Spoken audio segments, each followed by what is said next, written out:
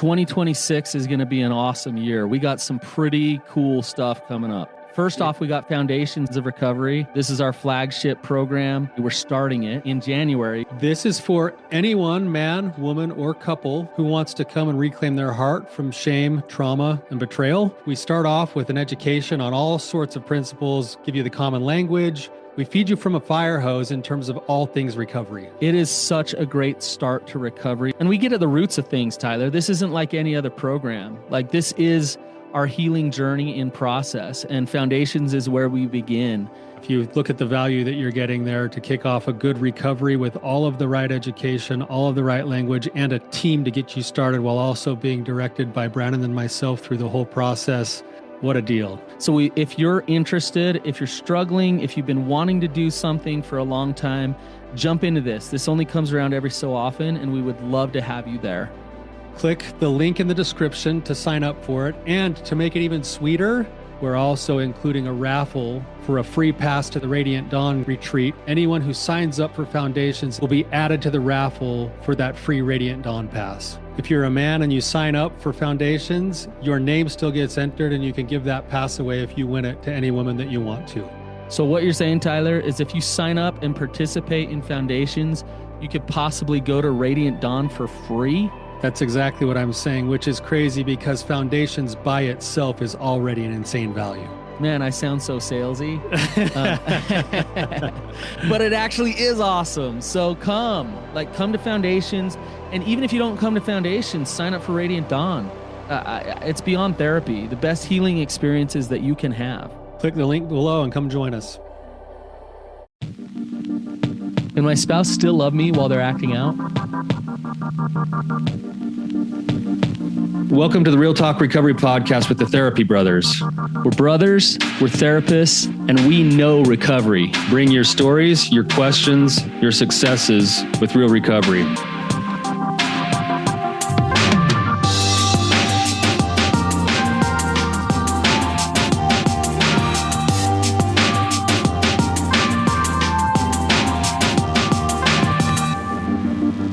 All right, Brannon, how you doing, man?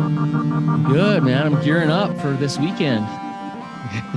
I know. We're recording this, so this will come out after it's actually happened. But I've been having crazy dreams even about this like upcoming Radiant Dawn retreat. Yeah. In fact, I might off air. I'm going to have you break down my dream because I had like a really crazy dream about the Radiant Dawn retreat. Oh, really? A couple of days ago. But I know it's on my brain, and I'm really excited about it. Yeah, it's the kind of the excitement that comes before it is really fun, but there's an anticipation there. So I don't know. I've been watching some of the videos of the women who are coming and things, but I don't know a lot of them. So I'm excited to meet them and just get going. So here we go. Yeah, I'm excited too, man. Yeah. So this will release after it. So I want to say hi to all the ladies that came. Yeah. that we don't even fully know yet, but we'll know in a few days. Yeah. So all right, well, let's dive in with Rachelle here. Rachelle, welcome to the show. Hi. Thanks for having me. You're welcome. Now you have somewhat of a unique experience. Everyone has a unique experience, but you really do have a unique experience with betrayal and trauma and recovery. And if you could just give a little bit of background and let us know what's going on, and then ask questions from there. Okay. So I've been married for 34 years. For 32 years, I thought we had this like amazing, almost like fairy tale marriage. I thought I was so lucky and everything was great. And then year 32, so 2 years ago, there was a shift. He was a different person, and he was distant and disregarding, and I would come to him and say, I'm not happy. What's going on? I started saying, is there someone else? He couldn't perform in the bedroom. That had never happened in 32 years. So there was something going on. And in fact, it's interesting because you talk about women's intuition. I wrote out like a note on my phone, kind of like accusing him of a bunch of things. I had no facts. At the end of the day, they were all right. And I just thought that was, it was anyway. Yeah. Wow. So the first thing that happened was we were on a cruise, and I wanted to get a massage because I always do on a cruise. And he said I couldn't because we didn't have any money. I went back to our room and told me that he had been scammed out of hundreds of thousands of dollars in crypto. Oh, God. That some Asian women, and that's going to be a theme, contacted him on Telegram, and why he had a Telegram to begin with is, the question. And anyway, he sent them all of our money, and then they wouldn't send him the money that he had made. So he had to keep sending more money. And so it ended up just being this huge cycle of, well, to get your $500,000 out, you need to send us another $40,000. And, and so anyway, so I was blindsided by that. And that was in October of this last year of 2022. Well, Don, was he actually scammed, or was that a lie? Was that? No, he was scammed in that they took his money, and then in order to get the money back out, he had to send them more money. So that wasn't an excuse for him losing the money. That was actually happening. That was actually happening. Oh, yeah, okay. No, it actually happened. Okay. He showed me all the websites and stuff and how real they looked and how, so I even said at the time, was there anything else? Is there anything else? Is there any sexual thing? And I thought, well, that's what's been bugging him, because that had been going on since January. So, and I knew nothing about it. Absolutely not one thing about it. And so I thought, oh, that's why he was having problems in the bedroom. That's why he's, distant. He's been stressed about this. Then a month later, I'm on a girls' trip. I get a text from him in the morning saying, I need to talk to you really bad. Anyway, he ended up not being able to tell me. He had to text it to me that night he had got drunk. Another woman on Telegram had popped up and asked how he was. Anyway, it turned sexual. And she said, let's go to a different platform to get some privacy. And then that didn't work. So they went back to Telegram. And anyway, she had been recording it, and she had gotten all his contacts off his phone. So she first blackmailed him for $3,000, which he sent her, which I don't know how he got $3,000 where we were at financially, but he sent her $3,000. And then she's like, no, now I want 20. And so he had to tell me because I could get pictures. And so we spent the next 2.5 months with everyone in our world getting pictures of my husband masturbating. Screenshots of him masturbating. My kids got him. My mom got him. His business contacts. He used to work on a TV show. He can't do it anymore because they got pictures. And so we had to literally, every time his phone dinged, it was, here's the people we're going to send it to. And so that was humiliating. And then what else? Finally, in that moment, he confessed to Thai massages with happy endings. So I was like, okay, that maybe explains the performance in the bedroom. Anyway, so I was even like, okay, I'm in this. I get it. I was upset. I was angry. I was hurt. But I was like, okay, he made a mistake. Okay. So then he's like, I'm going to stop everything. We're going to work on our marriage. So for 3 months, we worked on our marriage. And he was trying really hard. He was being very humble. He was being very grateful that I was still there, that kind of stuff. And then randomly one day his phone went off and I happened to see it and it looked like Telegram. And I was like, which to this day, I think it was God, because he's like, I don't have Telegram. But I was like, what is this? Anyway, I said, open your phone right now. I was like, what is this WeChat thing?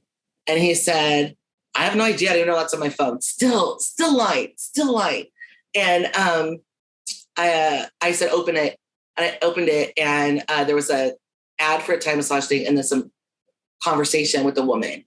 And so he's like, okay, I have a friend.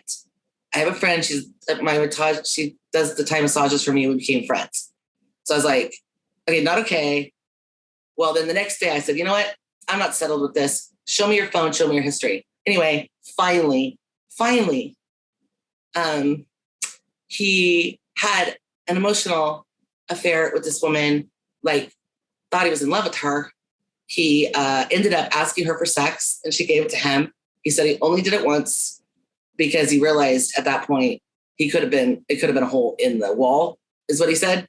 And he said there was no emotion. But then 2 weeks later, he bought her $1,000 Tiffany necklace. She's a sex worker. And anyway, so now it's the pain, it's like funny. It's like the pain is like so indescribable. Even trying to tell him but the insult of that you thought you were in love with her for a while, like you were disregarding me and you were in love with this woman who that's what she does for a living. I go, what did you talk about? How was your day? Did you realize like how many men did she like take care of during that day? Anyway, so that whole insulting part of it. But I think the hardest part for me at this point, this is kind of what I want to ask you guys about is, first of all, he felt no guilt. He said, I felt no guilt. I felt no struggle. He felt no shame while he was doing it. And he said, I realized I didn't love you during that. I could not have done that to you if I loved you. And I didn't love you. And now with that is I've turned off those feelings. I don't know if I can get them back. Mm-hmm. That's where he's at. And so now I'm sitting here insecure. I just did the most amazing thing a woman could do for you is say that I want to try to forgive you for this. And you're not sure. It's like, you want to go with her? Really? And so I even asked him last night. So he had been talking to her while he was working on a marriage, not getting time massages, but still talking to her, still feeling the need to talk to her. And I just asked him last night, do you miss her? He goes, you want me to be honest about everything? Like, yeah, I kind of miss her. I don't know how to do it. The thing is the funny thing is as we've talked through it, he made this out to be some big romance. And I don't think that's where she was at with all this. Right. I think he was a paid customer. Yes. So anyway, so why am I sitting here insecure after I'm the one that's like been through all this? I don't know. Anyway, that's where I'm at. And the fact that he didn't feel guilty. So maybe, how could you love someone? I'm like, he would go do this and then sit in bed naked with me and hold my hand. How did you? He's like, I never thought about you. Never. How is that possible? I'm his wife. I'm sitting next to him all day long. I'm asking him, I'm confronting him. I said, when I confront you, like, is there someone else? How do you not think about me right then? He's like, I didn't. Which is, to me, almost the most painful thing of all this is after 32 years, you can forget about me? You can like disregard me that easily? Tyler, do you want to start? Yeah, I maybe just go one step further with you for a second, Rachelle, and just that feeling that just barely started to come out right at the end there. What does it mean if he doesn't think about you after 32 years, or if he says he feels like he's got feelings for this woman who is taking advantage of him? Or what's the story about Rachelle that gets wrapped up into those statements that he makes? How am I not better than her? How is I wasn't enough and she's better? Like, and he would say, it's not a competition. I'm like, yeah, but it was. It was a competition for a while and she was winning. So I'm like, again, I'm not enough. I'm not as good as a sex worker. Like, it's the ultimate, ultimate insult. Yeah. So I'm hearing that all of that stuff kind of funnels itself all the way down to a belief that you're now wrestling with, and maybe you've wrestled with even before, of not enough. Your not enough button gets tagged really, really hard every time these kinds of conversations come up. And then when I said, you validated every single insecurity I've ever had. My insecurities. Okay, good. So it's hitting all of those insecurities. And then, of course, go ahead. I just keep all this stuff about like working on yourself and, all this stuff. It's like, I don't even know. Like, people talk about that. I'm like, I have a therapist. I'm in a group. I just don't even know. How do you make yourself love yourself when the person that's supposed to love you does it? Like, I don't know how you do it. I don't know how you conjure up love for yourself. But that's a great question. That right there is the question that needs to be answered. If your husband is cheating on you, your husband is doing all of these things. He's being dishonest with money. He's, so, the way you're looking at this, I totally understand why, Rachelle, is you're taking it personal. You're saying, how can I not be as worth as much as a sex worker, right? What's another way to look at it? Is there another way to view this? don't know. I mean, he did say last night, which actually struck me. I was like, how could you not think about me? He goes, hun, all I was thinking about was myself. Okay. He's probably being honest there. Yeah. Right. But you're saying, how could you not think about me? Like, how could you, I'm here. Aren't I valuable? Right in front of you. Yeah. 38 years of marriage. Like what? Hello. Like, but still that's about you, Rachelle. Like if we back up a little bit, what's another way to look at this? I'm going to say the thing that, and Tyler knows this. I'm going to say the thing to you that partners hate to hear. And I'm going to say it way too early because we just started talking, but it's not about you. You're in a I hear that everywhere. And how in the world?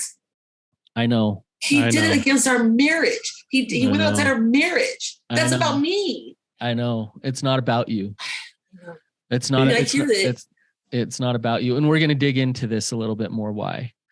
But it's not about you, Rachelle. And as long as you believe that it's about you, you're like in a lion's den and you're going to get torn. All your limbs are going to get torn apart again and again and again. As long as you keep it about you. And so I know it's invalidating to your pain. It's invalidating to what you feel right now for me to say it's not about you. I understand all that. And you need that emotion and that pain to be heard, and you need to process that so that you can get to a point of stopping with the making your worth contingent upon him because he's sick. Like he has a mental illness. He's broken, and that sickness and that brokenness and all those things, if your worth is tied to that, then you're going to get spun around everywhere the wind blows. Right. Does that make sense? No, that resonated with me. Yeah, that kind of resonated with me. It's like to somebody who's broken. Yeah, exactly. I think that's what happens so often. And Brannon's doing a good job of this, that there's a dialectic here, which the feelings that you're having, and Brannon's not trying to discount your feelings. He knows that you've got a hole in your heart. He knows that you're wounded. He knows that all of your insecurities are being hit. But with what little bit of detail that you just shared with us, this sounds like it could be the title of a country song or something, but your husband has literally $1 million hole in his heart. And he spent what sounds like close to $1 million on his inability to manage his own emotions, his inability to have confidence in the life he's living, his inability to actually come and fully connect in the ways that a wholehearted life would be. And somehow there's been a story that's been attached to his $1 million hole in his heart that makes you not enough. And what Brannon's trying to get to is, let's address this for what it is, which is that your husband, he's got some big time issues, whether that's shame, trauma, addiction, all that stuff. And if you're trying to find an answer from somebody who can't even find the answer for themselves, it's like the blind leading the blind, and you both fall in a ditch. Right? Mm-hmm. Does that make sense? Yeah. Which it does. Yeah. That's good. Rachelle, your trauma is unique. Like for him to go 30 some odd years without these major indiscrepancies going on, and then all of a sudden, boom, boom, boom, boom, boom. I can see why you're kind of spinning, saying, like, he loved me for so long. Like, how is this? How all of a sudden is he so mentally ill? How all of a sudden is he just so off the rails?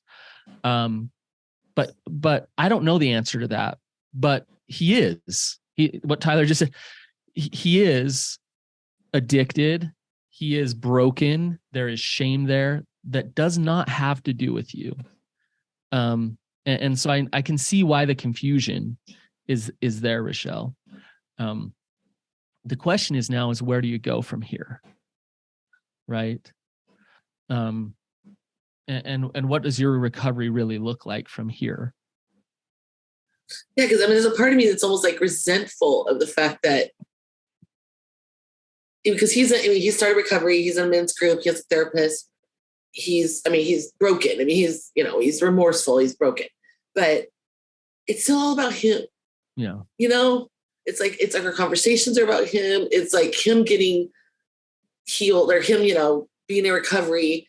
And so, yeah, so part of me gets resentful that it's like, I have to go do my own work and wait around to see if, God forbid, he wants me or he does his recovery. And so it's still about him.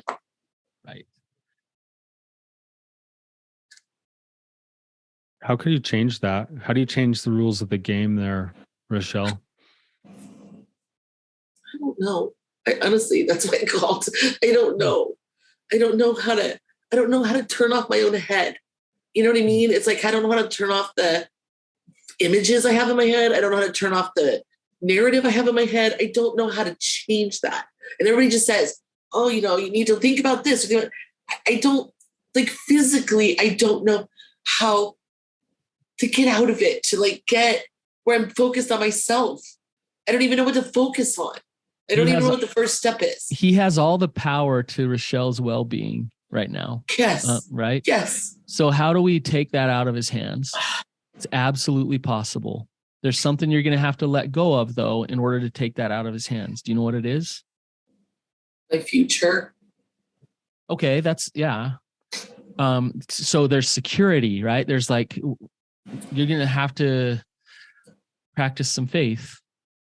You have to face some fear in order to say, and it kind of leads to this question: why are you hanging on? Because he's trying. He's been amazed. Like, once he came clean, I knew he wasn't all the way 100%. I tell you, the different person, like the weight of the world off his shoulders. He has a clear, he's. Why do you want to be married to him though? If he tries and all those things, why do you want to be married to him? Because I think 32 years of one man and 2 years of a different man, like I almost feel like he went through, and he'll say, I lost my mind. I completely lost my mind. And he said the minute that the first Thai massage, because he used to get Thai massages and it didn't happen, but once that happened, he said that was the stress reliever, the thing that I needed. And it just was the perfect feeling that then became addictive. And so it would like open the door. Like that was like the door that opened. So at first I really clung to the fact that it was all just opportunistic. He wasn't searching for it until I found out about the affair. And so the fact that he was such a good man for so long, and he really was, that, if this was something that happened that he can fix, I feel like I want to risk that. Okay. Because he's my husband. He's my life. And I think that's what I have come to this lately, is that I gave myself up completely, being a wife and a mom, as a stay-at-home mom. And so it's my whole life was being a mom and a wife. And I don't know what I am outside of that. Rachelle, your recovery, if you really get healthy and worry about you and all the things we were talking about, that will threaten your marriage.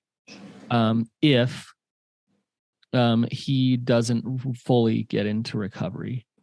And so sometimes it's easier to not focus on you, to stay focused on him and want him to change. Because if you really start to have hope and move forward and get empowered and all of those things, it could lead to your marriage ending. Do you understand what I'm saying? He has said, I'm afraid if you get strong that you'll leave me. Okay. So should you stay weak? It doesn't feel good. Right. The insecurity is, it doesn't feel good. I don't want to feel this way. A man in recovery would say to you, I want you to get strong. Like I'm so sorry for the ways that I've hurt you. And I want you to do whatever it takes to be. I think he's there now. Okay. He says that now. And, and he's also like almost not chimed in, but been like, when you talk about, being fat and you talk about these things, he's like, I think it's, I want reassurance. And he goes, all it does is like, it's not, and he didn't say it like this, but it's not attractive. Like, it's like, I don't want you to be needy. Like, I think that he needs me to need him. but he's saying, I don't need you to need me. Okay. So, God, I have so many questions. Like, Tyler, one thing, and this is kind of off the topic of where we're going here, but I'm just wondering about a full disclosure. Like, it's there are some pieces to the puzzle that are just missing here from me. And I wonder if you've sat down and done a full disclosure the right way. I'd even with this type of scenario, and I'm not big on this very often.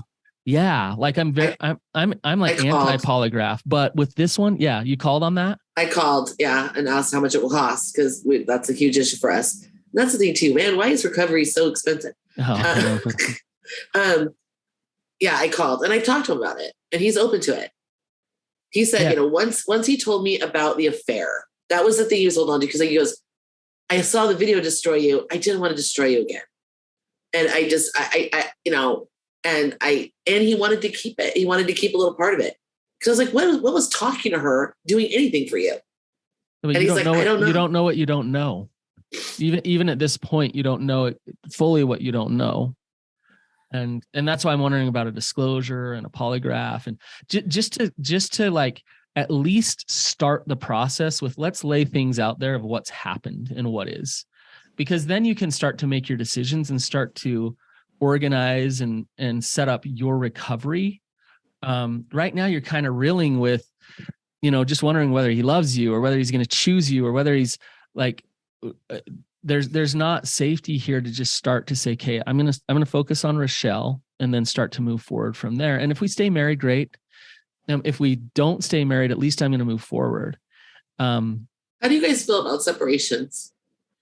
Like, even just saying that word scares me, but I mean, I've heard, different things. I think he would welcome it, not because I think he feels like he isn't having time to process his thoughts, because I'm always there talking about my thoughts. And so I don't know. I feel like he would be, but then he says it scares him. It scares him for me not to be there. So, I mean, I don't know. What do you guys feel about that? It scares me. And we can't afford it right now. That's the other problem. Why does it scare him? I think he's afraid that if I leave, he says, you're going to realize it's too much, that what I did was too much. Mm-hmm. And you're going to choose to not have to deal with this. I see. Yeah, he's got some fears there. This is a side topic. I want to back up to something else too in a second, but I know Brannon and you may feel differently, but I actually think separation isn't good or bad. It's the reasons and the way that it's done that makes it either effective or ineffective. Yep. I agree with that. And so if either one of you is so flooded with emotion by being around each other constantly that you can't think clearly, then you need some space to get your feet planted to think clearly. That would be a healthy reason to have a separation. If you're going into a separation so that he can see what he was missing and maybe he'll like do his work, well, that's not the best reason for a separation, right? So, but yeah, if you need it for your emotional well-being, to have space and to get grounded and to be able to do some of your own work, and then maybe have some touch points as to where you guys are both headed and what you're thinking, that'd be a fine thing to do. And it doesn't have to be. It can be a flexible thing. It could be inside the same house. It could be, creating some space. It could be like lots of other things there. I want to back up to like your original question for the show, because you said something just a second ago too, that I think is important, that he said one of the reasons he didn't disclose to you is because he didn't want to hurt you again, because he saw what the first time thing was. And this is where the brain has a weird hard time coming to an understanding of this, that how can he be doing the things he's doing but also say he cares about me or he loves me? And this comes back again to the fact that in his mind he does, or he did, or then he came back and told you that he didn't, and that's why you're feeling so confused that he's lost that feeling, whatever else it is. A lot of times it's true that in their limited way, inside of that $1 million hole in their hearts, they still care, and that's why he's so afraid. He's afraid of losing you. He's afraid that you're going to get strong. He's afraid of this or that or the other. That's his shame talking. And that part of him thinks he cares about you and loves you, but it's actually more of a selfish kind of a care. It's a consuming kind of a care. But he would say, or a lot of other men that I talked to would say, but I love her. Like, I care about her. That's why I didn't want to hurt her. They just forget that inside of that, they could choose not to do any of those things that hurt her too. Right. Right. That's the illness though. Like, so that's how they can draw that distinction of like, but I really, really care. And I still have this other thing off to the side. It's called denial. Compartmentalized. He was so compartmentalized. He used that word a bunch of times. Like, I put you in a box somewhere else. And he even said, like, this woman's living, what she did for a living, he could compartmentalize. Yeah. He's like, I never thought about that. Because the $1 million size hole in his heart had him needing to believe that the affection he was getting from these crazy places was authentic, because that's the hole he's trying to fill. And so he had to put you somewhere else. He had to put them somewhere else in order to lie to himself, because he couldn't go pursue it in an actual, real vulnerable way because his shame was so in the way of it all. Right. And so that's where that kind of weird mixed message starts to come, is that a part of him is like honestly thinking he's loving you and protecting you by not telling you. And the other part of him is like, oh man, if she really knew, she'd leave me. So I better hurry and hide that and not, control all that too. And that's why it feels the way that it did to you. But in a certain sense, he did and does care about you. And he's got a lot of work to do to actually understand what like full, consummate love really is. And it starts from him, from the inside out. It doesn't start from you answering that for him or anybody else. Mm-hmm. Right. A light just went off there where you're with what you said. Right. Yeah. Because we even talked about it's like as soon as he, the crypto was the first thing. And he's like, yeah, I felt like a failure. I felt like a piece of crap. And he thought he was going to save our lives by making all this money. And he ended up feeling like a fool. And that to him, it was like, I'm a failure. And it's the self-loathing, and he's like, and the fact that he even said, and I'm going to tell you, I would have bet my firstborn daughter that he could not do this. Like he was incapable of this. And he said the same thing. He's like, it scares me because I would not have thought I was capable of this. And the kind of man I was not capable of this. And how did I become that man? And he right now he hates himself for sure. But is he answering that question? Like he really needs to go answer that question. How did I get here? What am I trying to? Because as the betrayer, as the betrayed, you're like, why didn't you just connect with me? Right. Why didn't you just ask me and talk to me and connect with me? Why did you have to go find random people? There's roots. There's reasons why these things have happened. Like you say, like the crypto thing's interesting. And the blackmail thing, he's falling into similar things. Some are sexual, some are but no, it's all the flattery. Okay, Flattery. The women make him feel important. They made him feel smart, and you work so hard. Like they all say the same things. Now that he looks back, like after he's kind of we've had the debriefing, if you will. Right. He looks back, and I keep saying, these women, it's like I told him your name and phone number is somewhere on a thing. And they're saying, you guys want to make some money?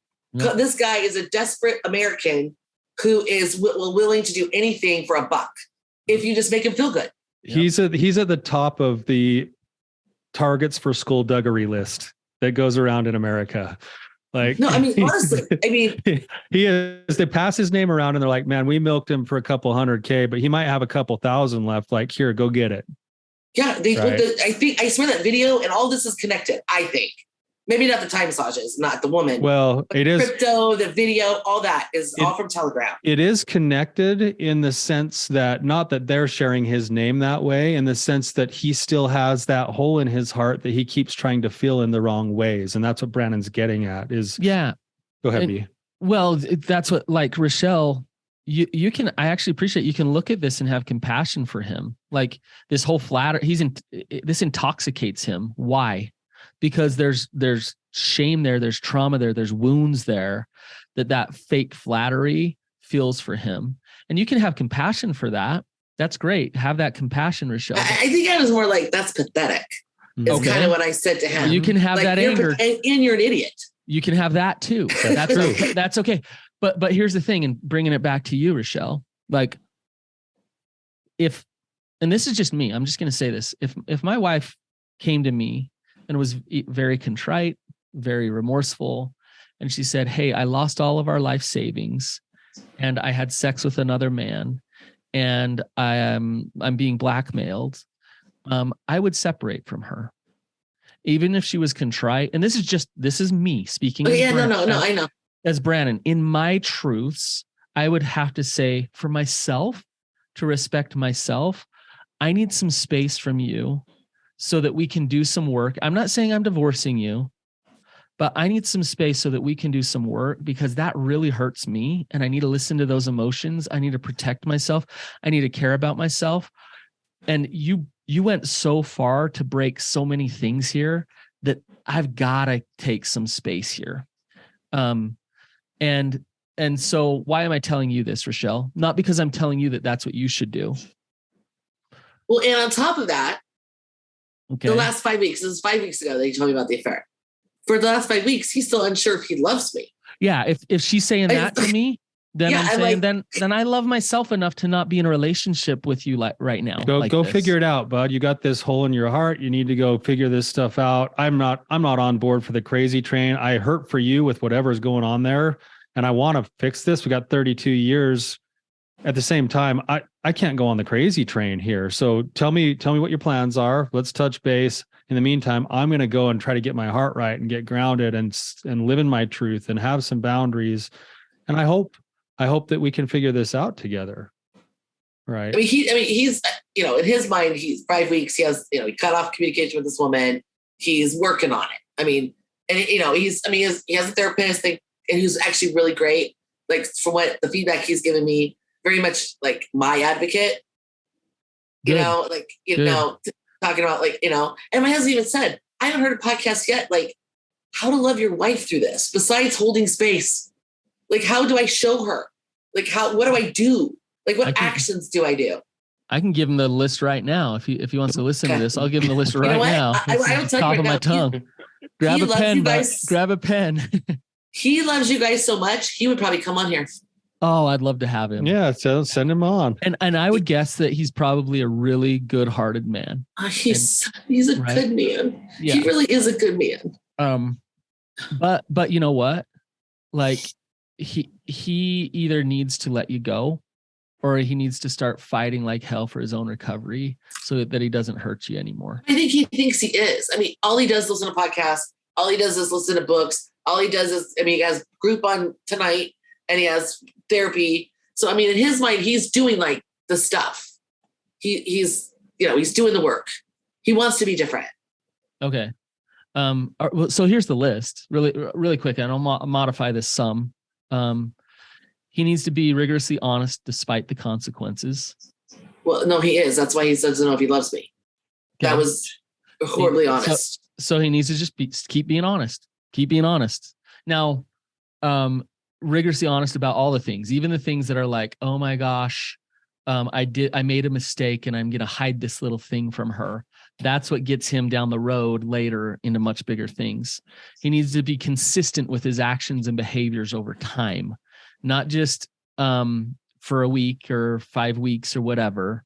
Over time, consistency. Okay. But he even does. He's like, what does that mean? Behavior, just not doing stuff. It means consistently doing his dailies, going to his groups, meeting with his therapist. Changing his patterns of behavior. Yeah, listening to us, like changing those patterns of behavior. Showing up and practicing empathy when he sucks at it over and over again. Yes, being empathetic to your pain.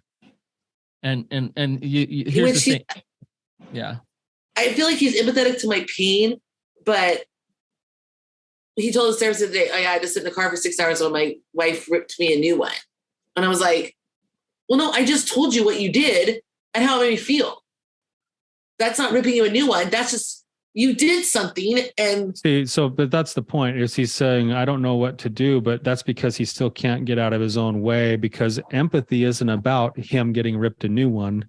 Empathy is about him connecting to your emotions to and your pain. It has nothing to do with him. Unless he's willing to do the work to become shame resilient through his trauma work, through his accountability, through his humility, through connection with other people, through a wrestle with God, he won't be able to he's hold wrestling the with God space. right now. Yeah. Yeah. And that's okay. That's all good stuff. And when you do that, you grow into a place where with the practice, you can actually get to a spot where empathy is about offering presence to the other one. It's not about going, oh my gosh, I got to sit here and take it while she rips me a new one. It's like, no.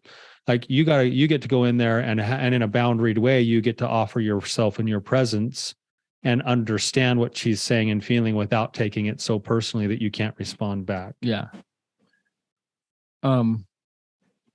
If you left him today, do you think he'd still be doing all his work in his recovery?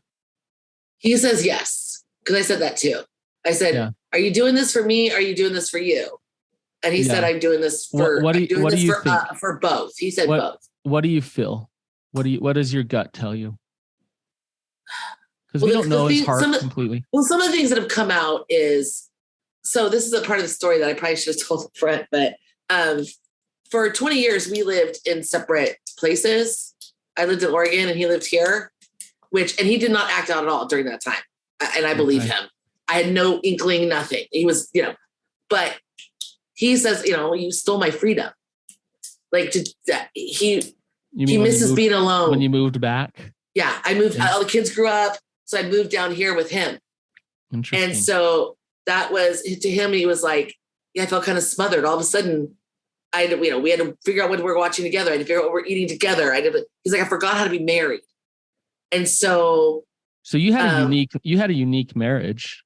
Yeah, we did. Overall. And I used to joke that people were like, how are you guys so happy? I'm like, live in different states.